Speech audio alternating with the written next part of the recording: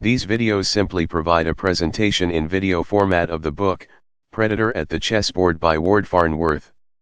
The book is freely available online at http://www.chesstactics.org.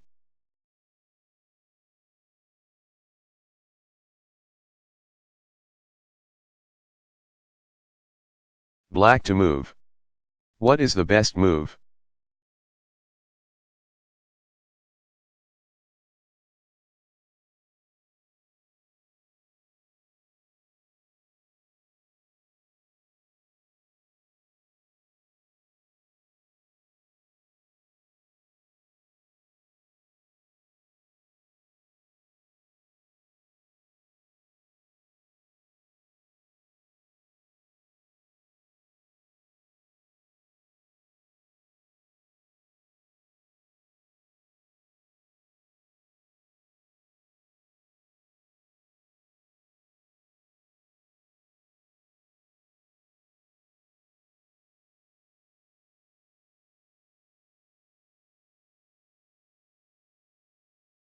The pinned guard.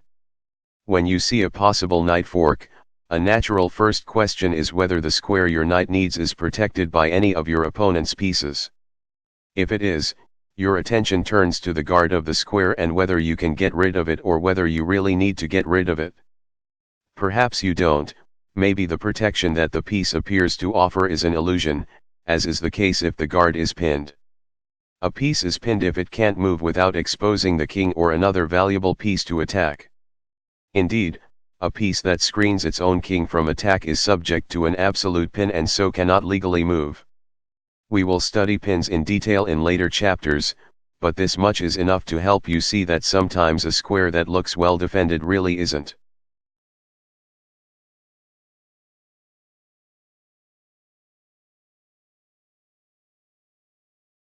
White to move.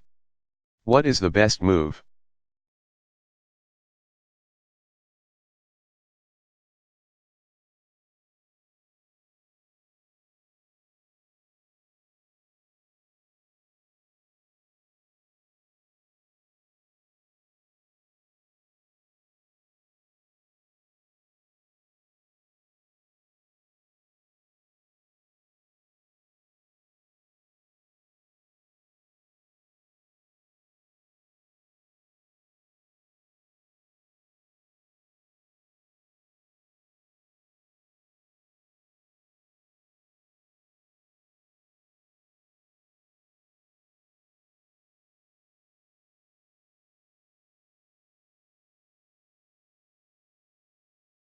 Our modus operandi is to look for double attacks with the knight and ask whether they can be made to work. This time you're playing the white pieces. Notice first here that your knight is on a dark square, now look for black pieces also on dark squares. You find the black rook and king, and ask whether they can be forked. They can, with knight moves to d5, check. Now ask, is d5 protected? Yes, by the pawn at c6. But before worrying further you examine the pawn to see if it is constrained. It is, it's pinned to the king by the white rook at a6. So knight moves to d5, check. Is safe, and it forks and wins the black rook. This position is structurally about the same as the previous one.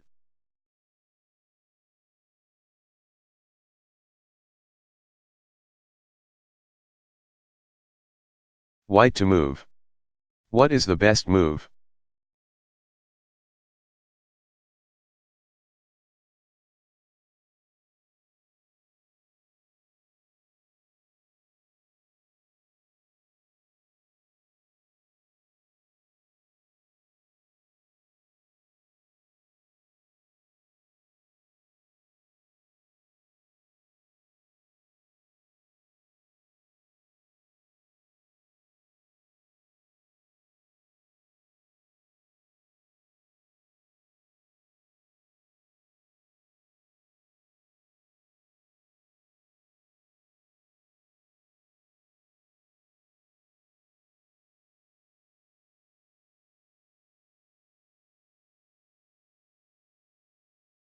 White's most advanced knight, generally the one you want to examine first, is on a light square.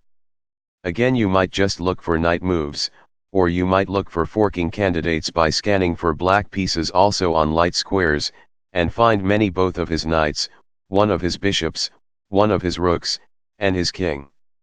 Knight moves to d6, check. Forks black's king and b7 bishop, the bishop is unprotected, is loose, making it a good target. The next question is whether the square you need, d6, is protected. It is, by black's bishop at e7. But then consider how the board would look if the bishop moved to d6 to take the knight. See that black's queen would then be taken by white's bishop at g5, in other words, black's bishop is pinned to his queen. Knight moves to d6, check. Thus wins black's b7 bishop without fanfare. There is another point to consider here.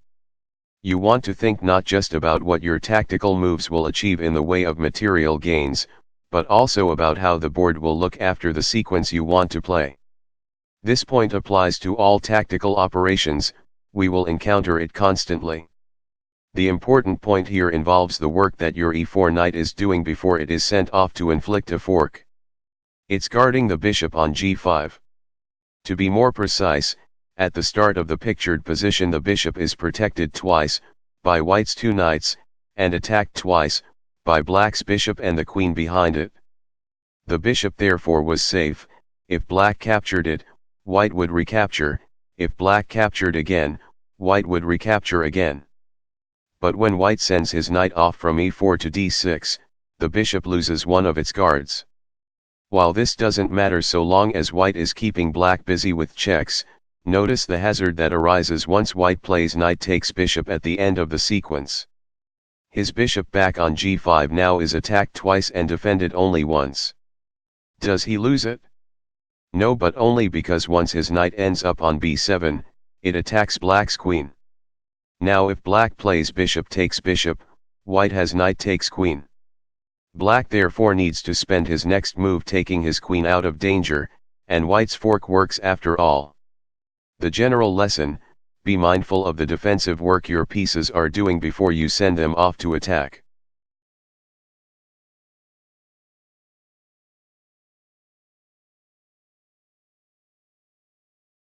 Black to move. What is the best move?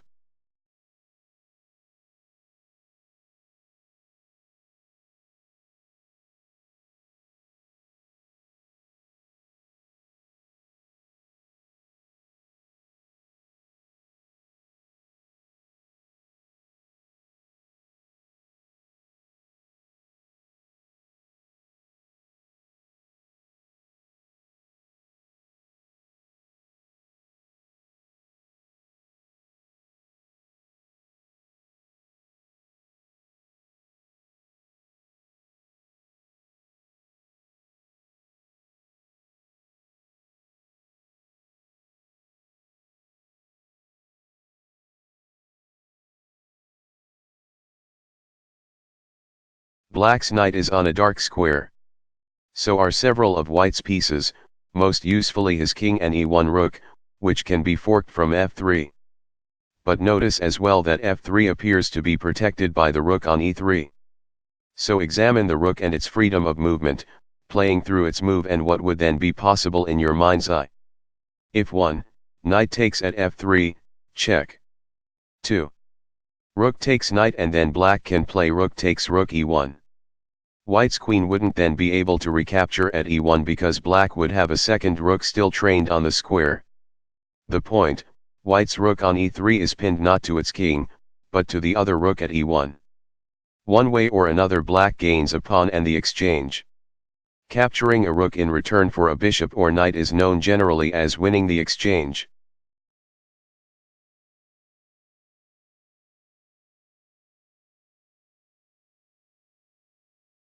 Black to move. What is the best move?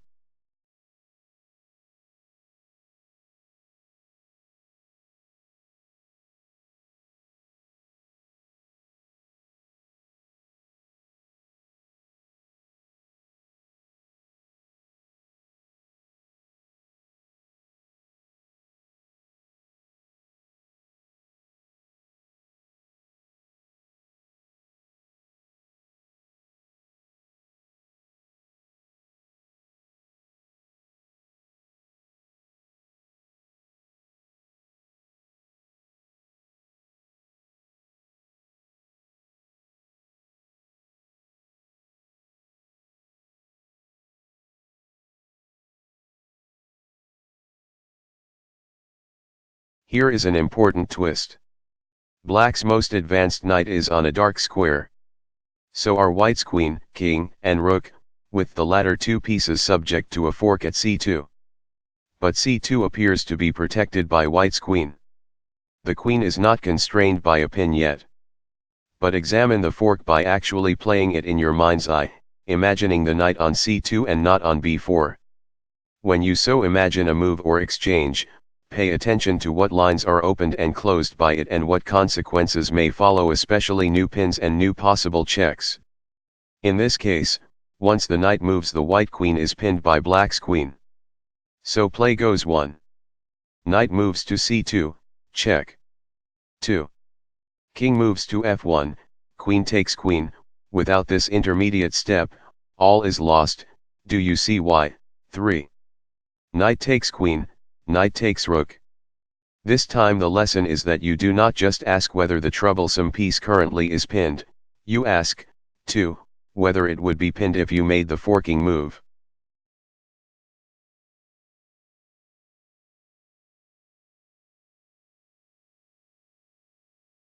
White to move. What is the best move?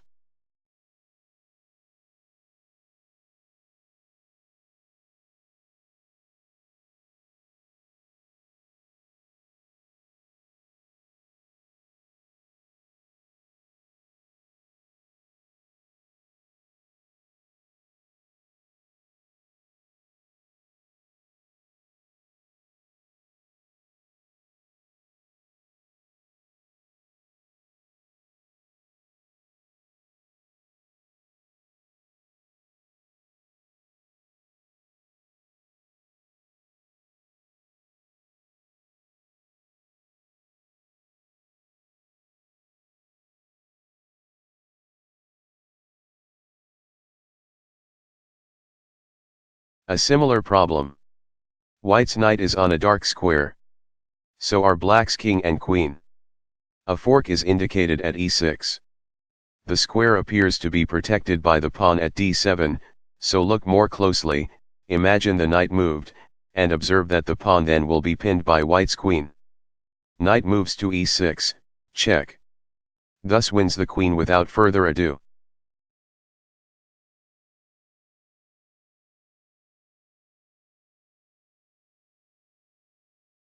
White to move. What is the best move?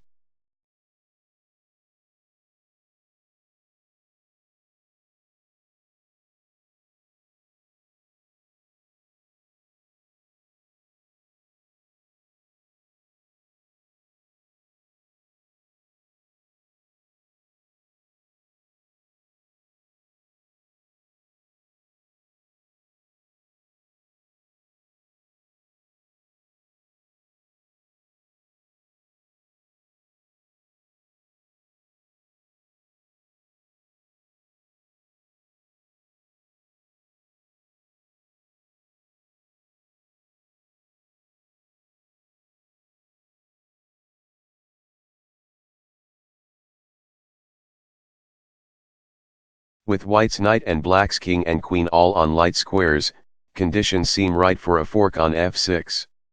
Is the square protected? Yes, by the black bishop on e7.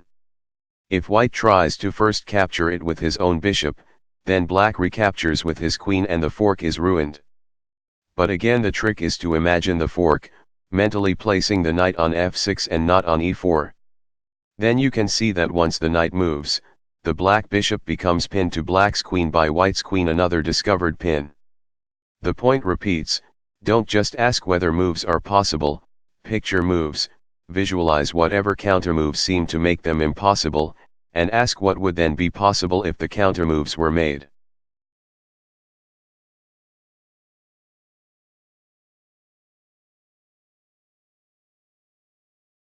White to move. What is the best move?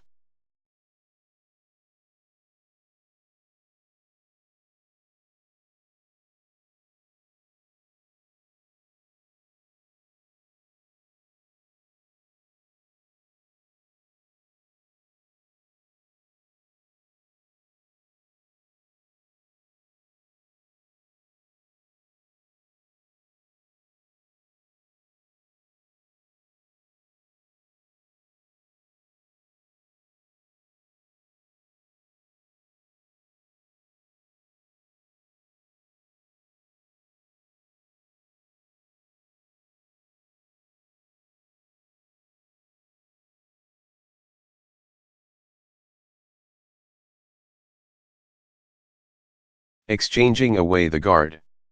Now let's assume an enemy piece guards the square your knight needs, and it isn't pinned. Perhaps you nevertheless can get rid of it? Sometimes the guardian of the forking square may be captured, you can take it, and the piece that recaptures yours no longer will protect against the fork. Start with the diagram to the left. The position of black's king and rook make the idea for white clear enough. Knight moves to f7, check. But f7 is protected by black's knight. Ask if it can be captured, and see that it can be with white's rook. After playing rook takes knight, white loses the rook to pawn from f6 takes rook, but he regains it with the fork. Knight moves to f7, check. Capturing black's rook next move and leaving white a knight to the good. Remember when you play a capture that your opponent may not be required to recapture. Usually that will be his choice, but in principle he also may be able to make some other capture or counter threat of his own. Here black can reply to white's rook takes knight by playing rook takes knight himself. Doesn't this end the forking threat? It does, but at a prohibitive price, for then white has rook moves to e8, checkmate. A classic back rank mate that takes advantage of the way black's king is stuck in the corner. At the outset of the position the black rook on d8 is the only piece protecting against this mating threat, so it can't afford to leave its post. We will study back rank mates in detail at various points later in this project, they get a section to themselves toward the end.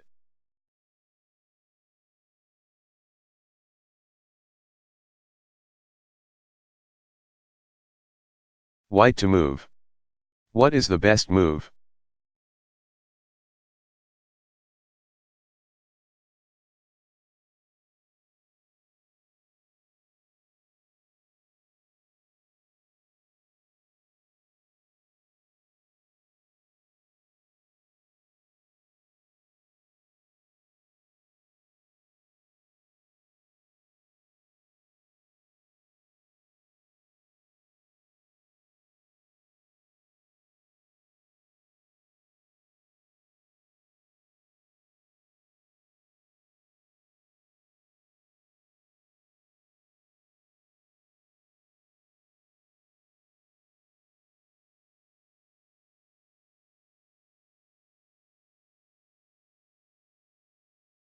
The thought process is identical. White examines his knight's moves, or perhaps does a color scan and notices that his knight and black's king and queen all are on dark squares.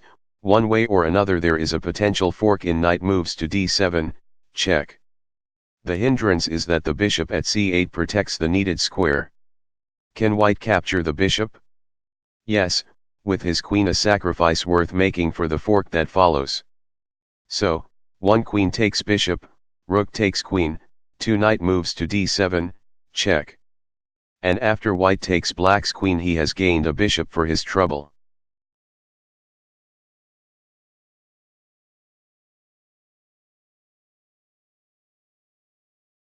White to move. What is the best move?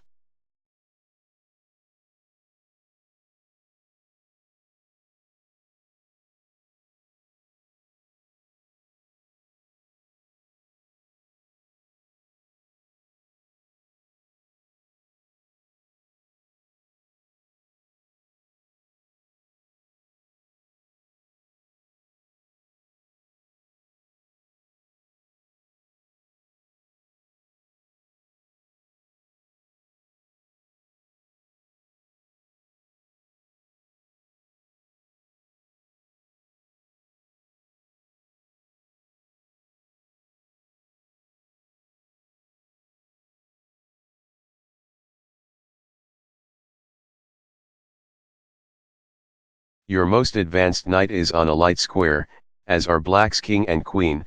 There is a potential fork at e7. Ask if the square is safe, and see that it is guarded by the bishop at d6. Now look for pieces you can use to attack the bishop and notice the queen at d1 but also the knight at c4.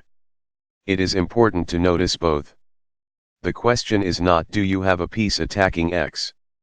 It's how many of your pieces plural attack x. You don't want to sacrifice your queen when a knight will do, especially as it would make the sequence a wash. Correct is 1. Knight takes bishop, pawn from c7 takes knight, 2. Knight moves to e7, check.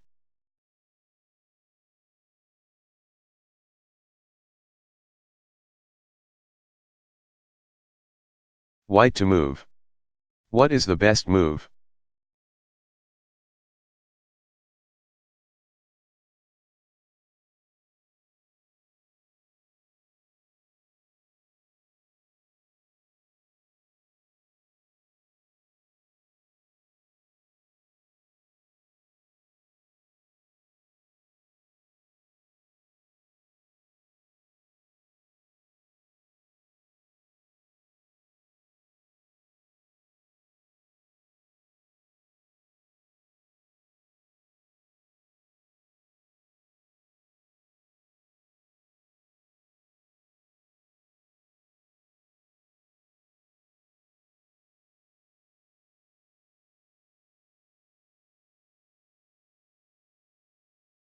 The pattern repeats.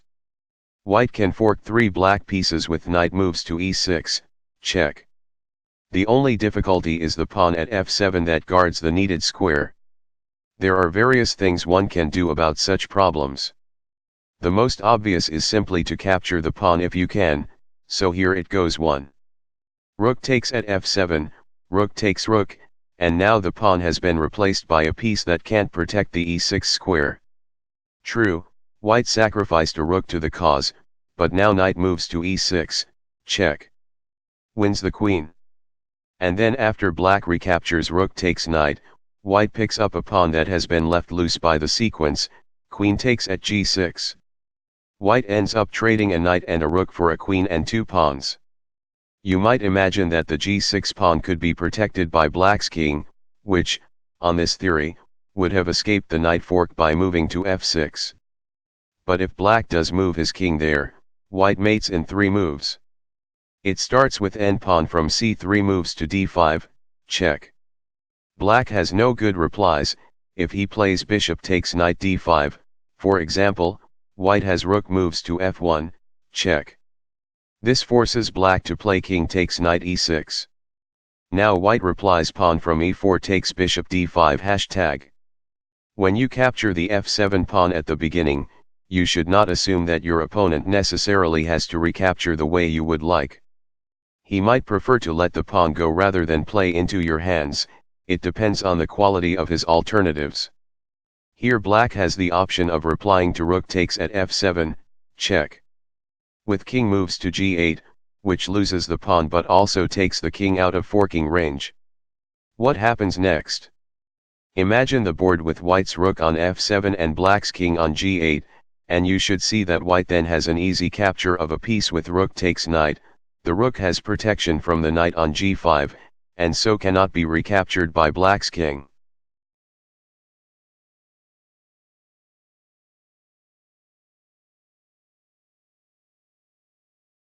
White to move. What is the best move?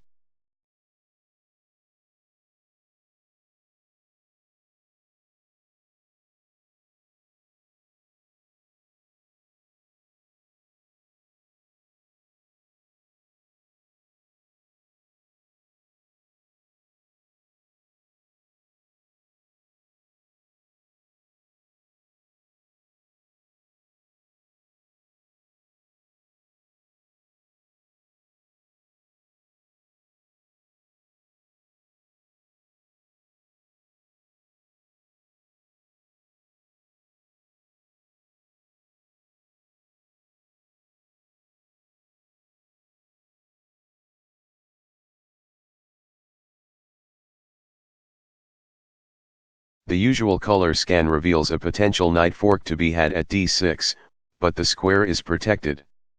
How many times? Twice by the bishop at f8 and the knight at f7. Be sure to account for all the guards, not just the first you notice.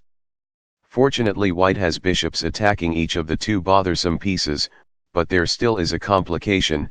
When white's bishops take black's bishop and knight, black will use his king to recapture, and the king is supposed to be one of the pieces in the fork. Will its recaptures ruin the forking opportunity?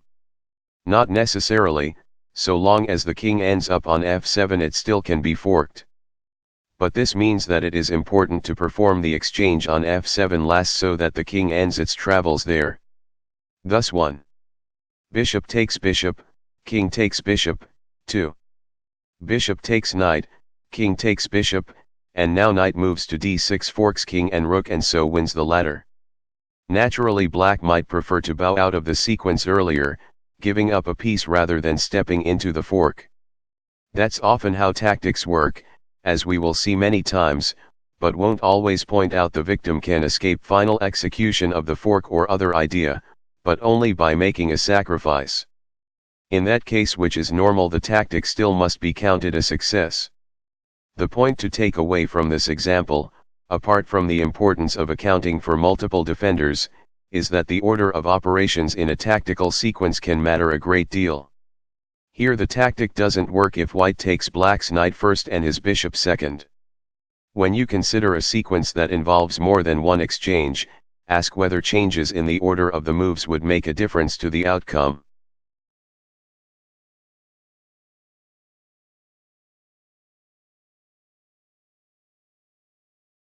White to move. What is the best move?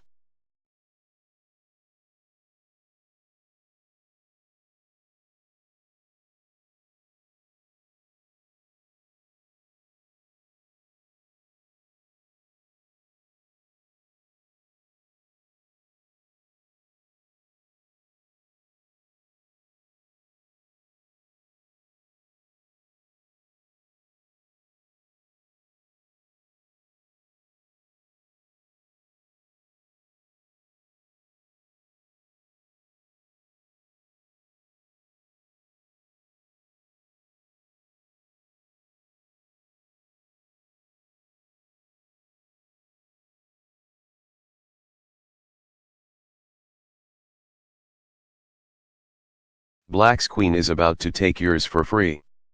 Your initial impulse might be to retreat your queen or play queen takes queen. Maybe one of those moves is right, but don't play either until you have asked whether they can be fit into an offensive plan. White's most advanced knight is on a dark square, so are black's king and one of his rooks, suggesting a fork at f7. Before you do anything you ask whether the needed square is protected, and how many times. Again, twice by black's bishop and queen. Unless you can eliminate both defenders of f7, no fork. Each of the defenders is attacked once, the black bishop by your rook at d1, and the black queen by your queen. The natural thought is to try queen takes queen, which you were considering anyway for defensive purposes, and then to notice that black's recapture, bishop takes queen, leaves the forking square f7 loose for your knight. Capturing one of the two guardians in the right order thus takes them both out of commission. And it gets better still, once black's bishop on d5 is out of the way, white's rook on d1 attacks the black rook on d8. So when white plays the fork, as he now can, he can use his knight to take the d8 rook without fear of recapture by the black rook on e8.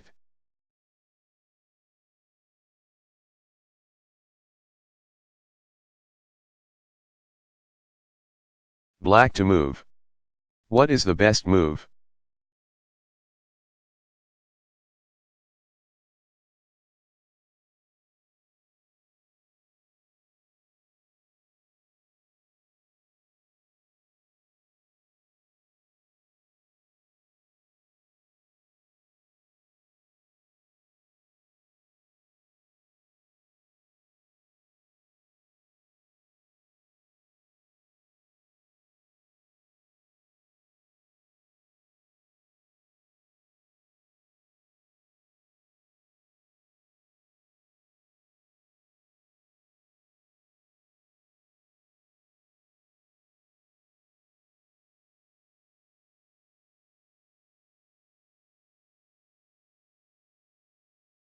By moving to e2 black's knight would fork white's king and queen.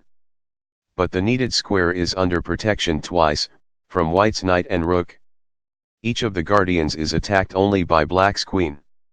So imagine taking out one of them, and then imagine taking out the other. If queen takes knight, then white replies pawn from f2 takes queen, or bishop takes queen, and the white rook at e4 still guards the needed square. But if black begins with queen takes rook, then white replies knight takes queen, and now e2 is available for black's knight. Once more, an exchange of one of the two guardians effectively gets rid of both of them, as guardian number 2 has to recapture the piece that captured guardian number 1.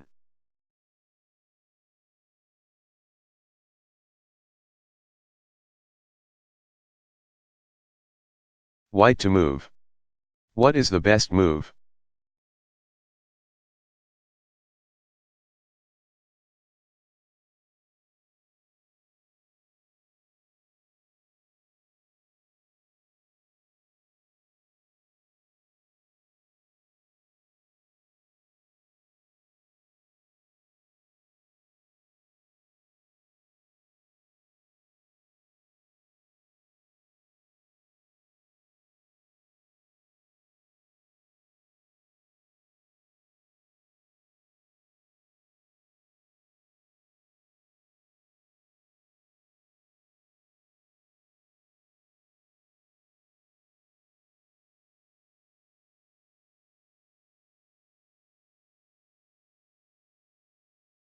Distracting the guard. In the positions we just considered, the guard of the forking square always was under attack by one of your pieces, making possible an exchange that freed up the square for your knight. But what if none of your pieces are trained on the enemy pieces doing the guarding? Then capturing the guard won't work, but there are other questions we can ask. Here's a good one: is the guard also protecting some other piece or square that you might attack, thus distracting the guard away from its defense of the forking square? This theme, distracting the guard, is one we will consider at many points in these materials. It gets a chapter to itself toward the end.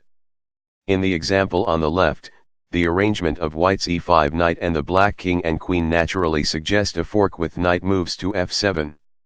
The difficulty is that f7 is guarded by black's rook. This time you can't capture the rook, so ask if it protects anything else you can take. It does. White plays queen takes knight. If black recaptures rook takes queen, the f7 square is left loose and available for white's knight. The fork knight moves to f7, check. Then wins back the queen with the gain of a piece.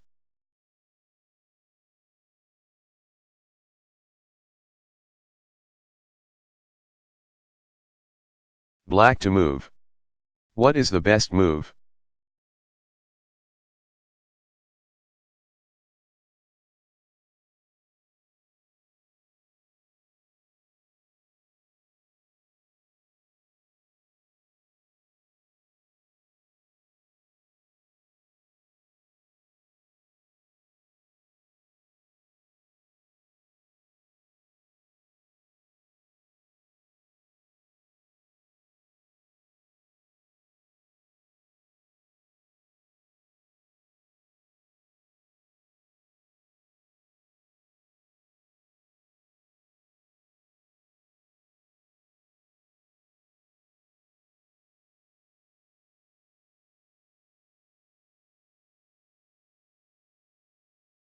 Black has worries.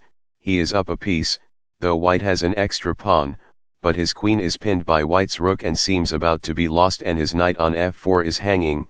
In other words, it is under attack and has no protection. Look for counterplay before falling into a defensive mindset. Black's knight and white's king and queen are on dark squares, suggesting a possible fork at e2. Alas, e2 is protected by the knight at d4. You look for ways to take out the knight directly but find none. So now look more closely for anything else the knight protects that you might take. It guards the rook at c6, which you can capture with your queen extinguishing the pin as well. So 1, queen takes rook, 2. Knight takes queen, knight moves to e2, check. And the fork is made. Black wins the exchange, having traded queens and swapped his knight for a rook. Once you see the relationship between the rook on c6 and the potential fork far away on e2, they are connected by the knight on d4, which guards against both of them and thus is overworked. You can choose between exploiting the situation at either end. In other words, you can, a. play the sequence just described, or, b, start with knight moves to e2, check. Allowing white to play knight takes knight, and then playing queen takes rook since the white rook's guard, the knight, has abandoned its defensive duties. Which sequence is better? Either way you end up ahead the exchange, but the first sequence also has the advantage of getting the queens off the board, which magnifies the significance of black's material edge. That last idea is worth another minute of explanation if it's not already familiar. In simplest terms, the point is this: if you have one piece and your opponent has none, this lets you dominate the game in a way that an edge of 5 to 4 doesn't. So if you win a piece from your opponent and have 5 pieces against his 4, your usual goal is to exchange away the rest of the pieces on the board, making captures when you can. Finally you are left with the only attacker, at which point your opponent probably resigns, if not sooner. Naturally it follows that if you can start whittling down the number of pieces on the board while you're gaining your edge in the first place, you want to do so as black does here by starting with queen takes rook. Leaving white's queen on the board also has another disadvantage: it lets him go on to play queen moves to g4, check, forking black's king and the b4 bishop. That pattern will become more familiar in the next section.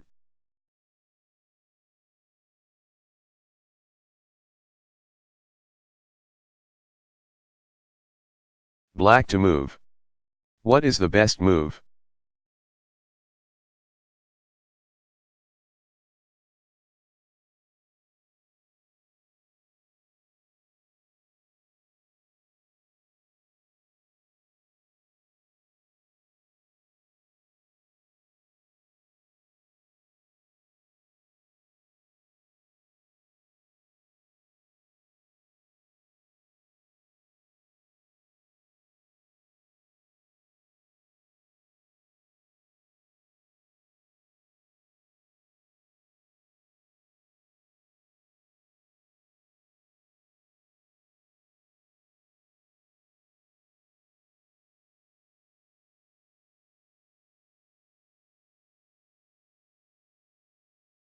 Black's knight is on a dark square.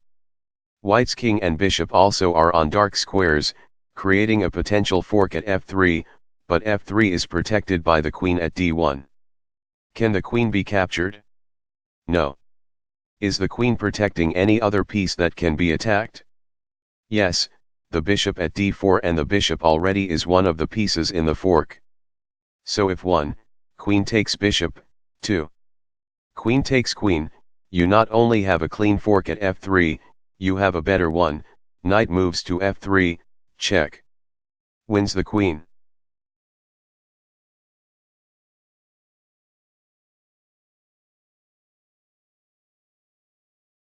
White to move.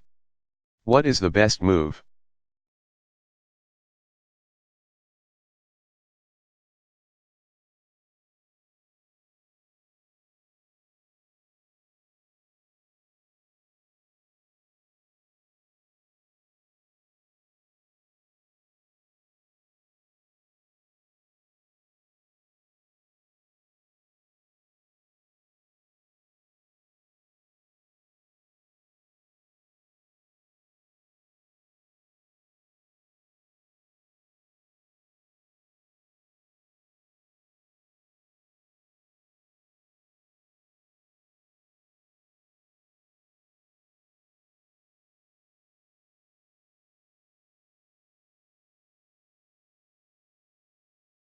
White's queen is under attack.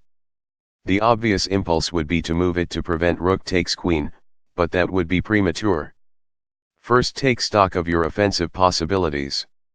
Here you have a knight to work with, it's on a dark square, and so are black's king, queen, and rook, and the queen and rook can be forked by knight takes at f7. But the needed square is guarded by black's king. Ask whether the king is protecting anything else white can take, and see that it guards the black rook. So, 1 queen takes rook, check. Extinguishing the threat with a temporary sacrifice, king takes queen, 2. Knight takes at f7, check. And when the smoke clears, white will have gained a rook. Here, as in the previous problem, the exchange at the beginning both made the fork possible and improved it by turning the guardian of the forking square into a target. Notice that black really has no choice but to take white's queen with his king. If black's king merely moves out of the way, white plays queen takes queen, a formation known as a skewer. You attack two pieces on the same line, the more valuable gets out of the way, leaving the less valuable to be taken. There are other little trains of thought that might have brought you to the solution here. You could have just examined any checks you are able to give and then realized that 1. Queen takes rook, check. King takes queen leaves black vulnerable to a fork, or you might have seen that white can attack the black queen via knight takes at f7, and wondered whether there was a way to draw black's king onto another dark square that also could be attacked from f7. Equivalently, you might have noticed that the black king and queen are both on dark squares, but on the same diagonal, one square apart, an arrangement that cannot be forked. Dragging the royal couple apart by an additional square makes the fork work.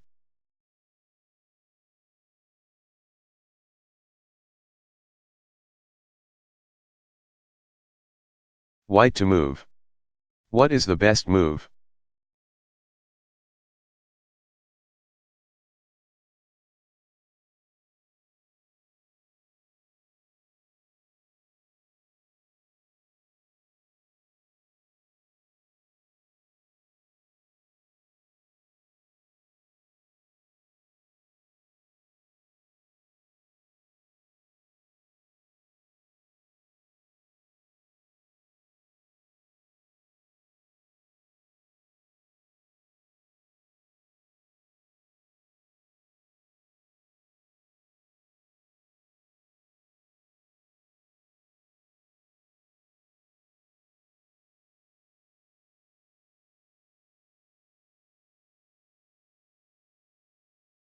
White's knight is on a dark square, as are black's king, queen, and both rooks. A fork at g6 suggests itself. The square is protected how many times? Twice, by the queen and by the pawn at h7. The pawn is pinned by white's queen, so the problem is just the defense of g6 by black's queen. Consider whether it is protecting any pieces that you might take, and you see that it guards the rook at f8 and bishop at e5. You can't capture the bishop, but you can take the rook with rook takes rook. This looks a lot like the previous problem, but with a small difference. The rook at f8 is protected twice by the other rook at d8 as well as by the queen. If black retakes with his other rook instead of with his queen, you still won't have a fork. But then you will have another rook at f1 that you can use to attack again. Hence, 1 rook takes rook, check. Rook takes rook, 2. Rook takes rook, check. Queen takes rook, 3. Knight takes at g6, check. And the fork is complete. Think of this just as a case where 2 exchanges were needed to lure away the guardian rather than 1.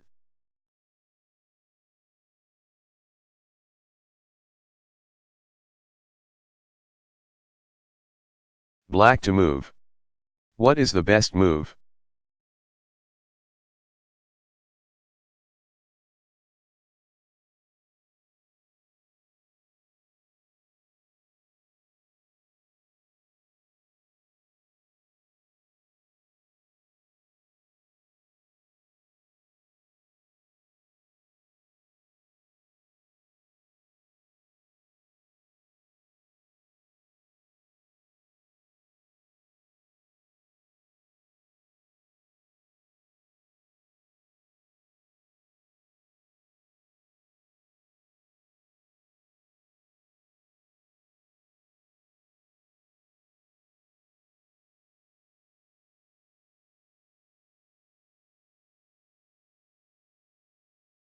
It's black's turn to play, and his queen is attacked by the rook at a1 and the pawn now on b4.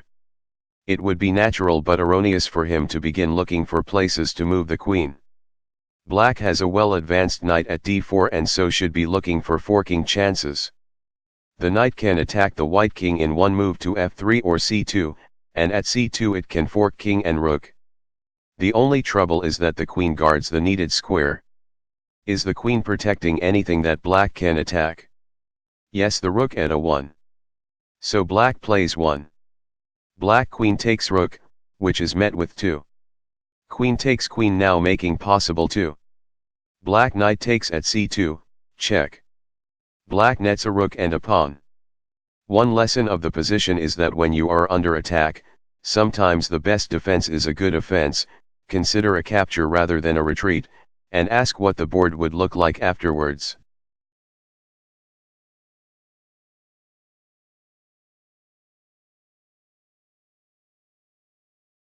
White to move. What is the best move?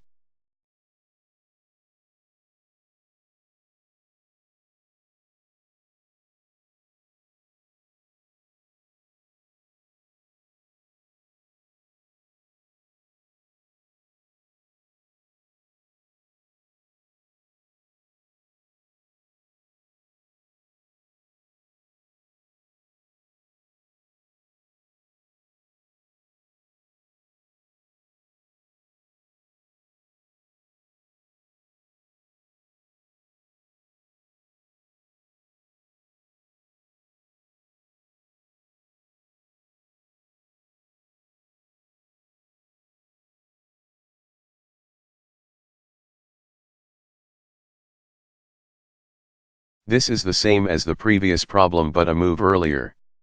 It is given here as a little study in how the same train of thought looks from a defensive perspective.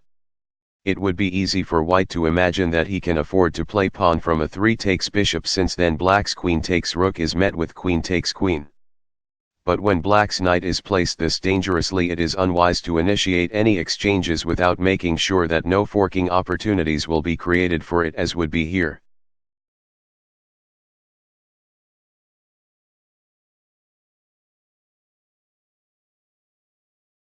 White to move. What is the best move?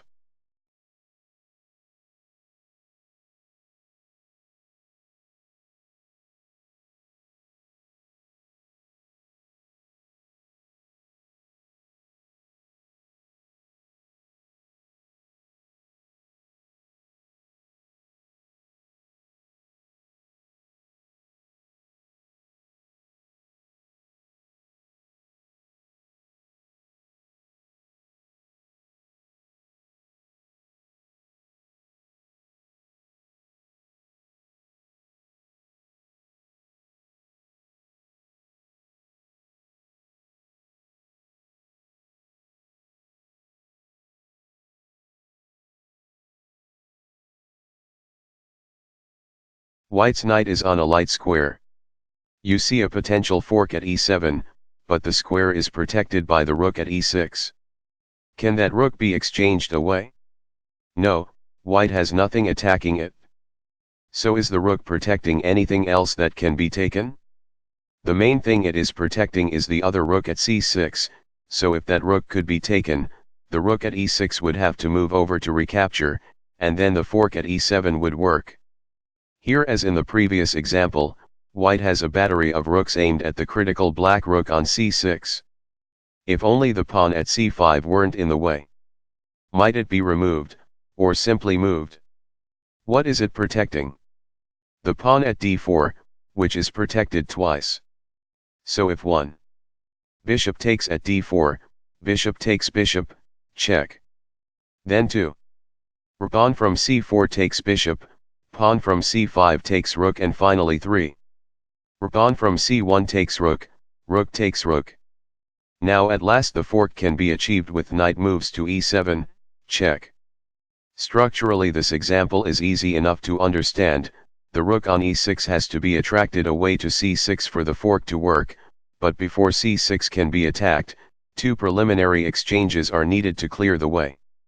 What makes it tricky is that each of those initial exchanges involves choices by both sides about which pieces to use, including pieces that you might barely have noticed on initial inspection of the position.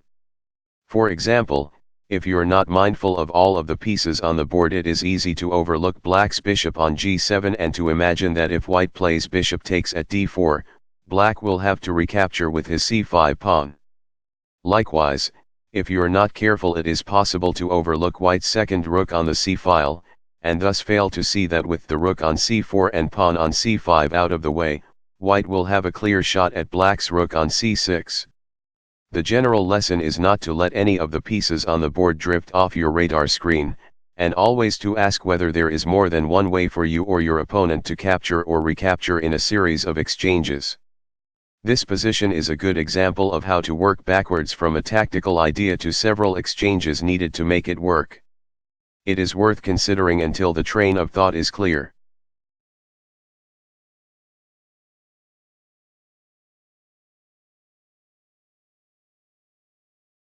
White to move. What is the best move?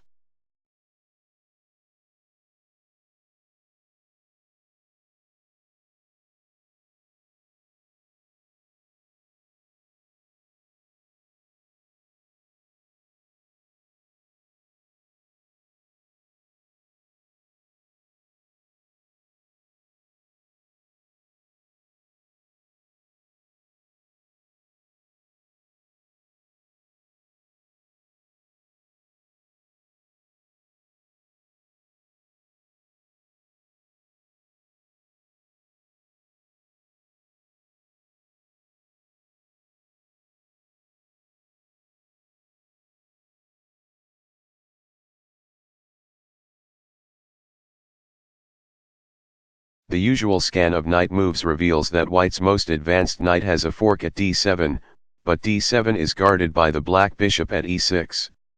The bishop can't be captured, you have no piece trained on it. But the bishop also guards the pawn at d5, which can be taken by your other knight at c3. So knight takes at d5, and you gain a pawn. If black recaptures with bishop takes knight, you have knight moves to d7, check.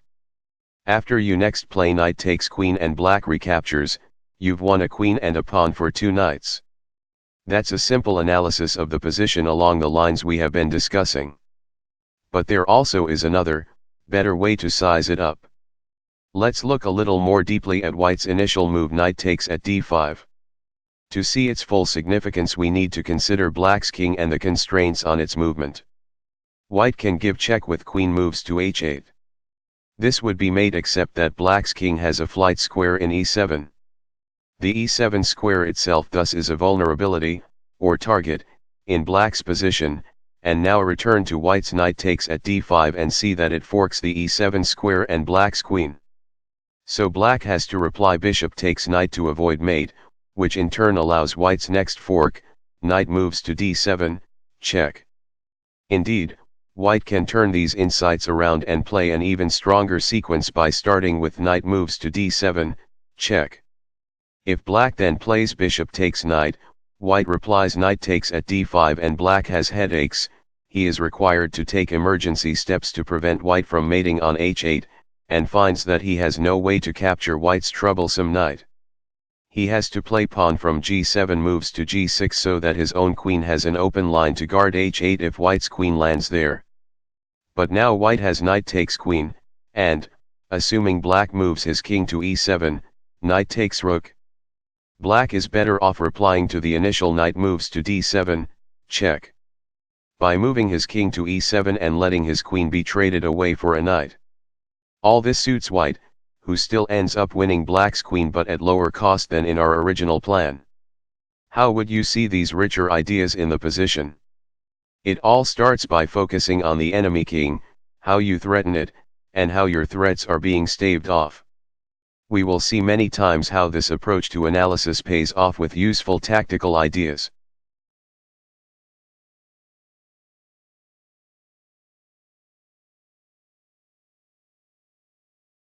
White to move. What is the best move?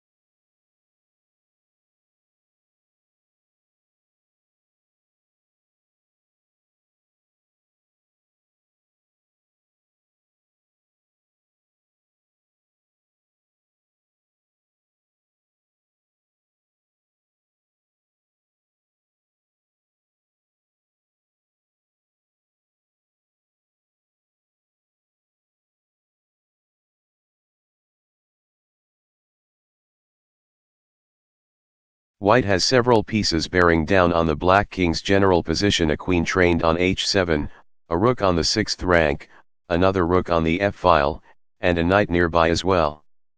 Focus on that last piece. When you have a knight near the enemy king, the search for forks should be automatic. All those other pieces nearby are important in part because they can be used as tools to help make a fork work. In this case you see that White's knight has a forking square in f6. The trouble is that the needed square is protected by the pawn on g7. White has no way to take the pawn, and it doesn't protect any pieces White can take, either. But it does protect sensitive squares near Black's king, so putting an attacker on one of those squares may be as good as taking a piece the pawn protects. Here White sees that since his queen already attacks h7, adding another attacker against that square would create a mate threat. This is a common formula: if your queen attacks a square adjacent to the enemy king, adding another attacker against the same square often creates a threat of mate. Thus White plays rook moves to h6. The rook now provides the cover White needs to play queen takes at h7, checkmate. Next move. To prevent this, Black has to play pawn from g7 takes rook, and now the f6 square is available for White's knight. He plays knight moves to f6, check. And after knight takes queen, next move White has won a queen for a rook. We see again the power of combining our knowledge of the knight fork with a close look at your mating threats against the enemy king.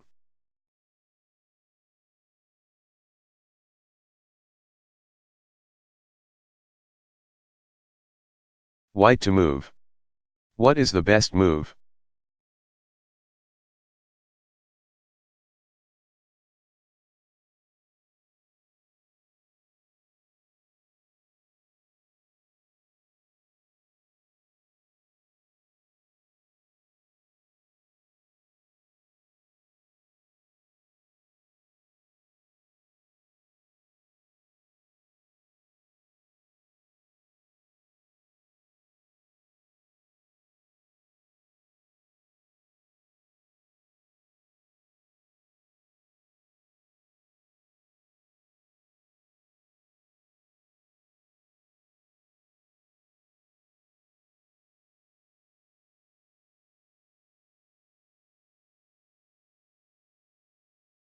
Here is another application of the same idea, thinking about whether you can distract a guard by making a threat from a square White protects.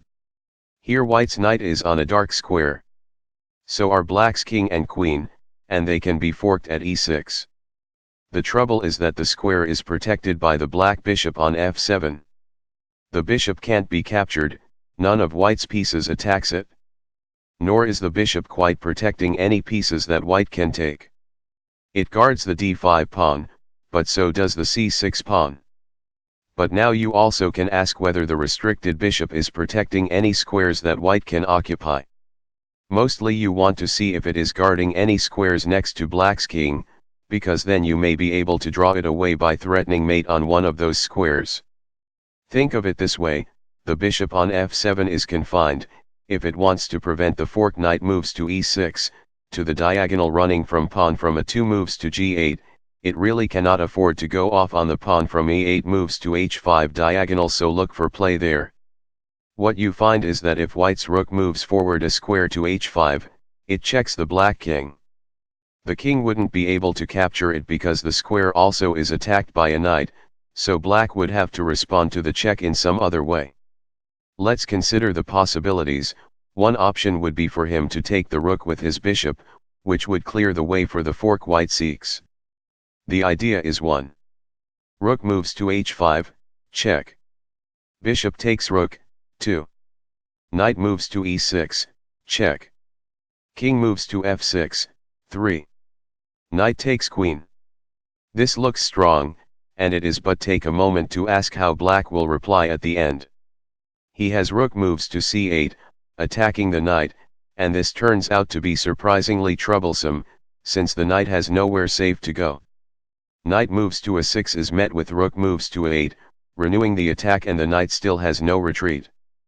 But instead of moving to knight moves to a6 in the first place, the knight can take a pawn on the way down by replying to rook moves to c8 with n pawn from c7 takes at d5, and then after black recaptures, pawn from c6 takes knight d5, white grabs yet another black pawn, and creates a passed pawn of his own, with bishop takes at b5.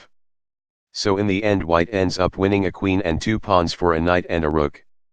Another possibility is that black could reply to rook moves to h5 by moving his king to f6. So look for your next check and find rook takes at f5. When the king moves again in response, you ask whether any black pieces will have been loosened, i.e., left unprotected by all this activity, and you find king takes knight for white. This problem is a good example of a valuable general point. Effective combinations often require both a. pattern recognition, and b. skill at identifying forcing moves, especially checks and their consequences.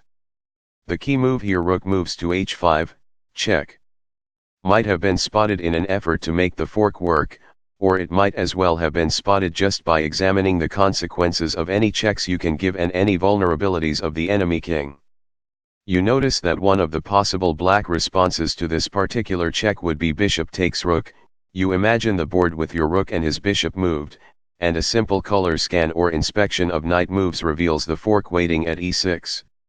If black instead responds to the check with king moves to f6, you look for the next check, and so forth.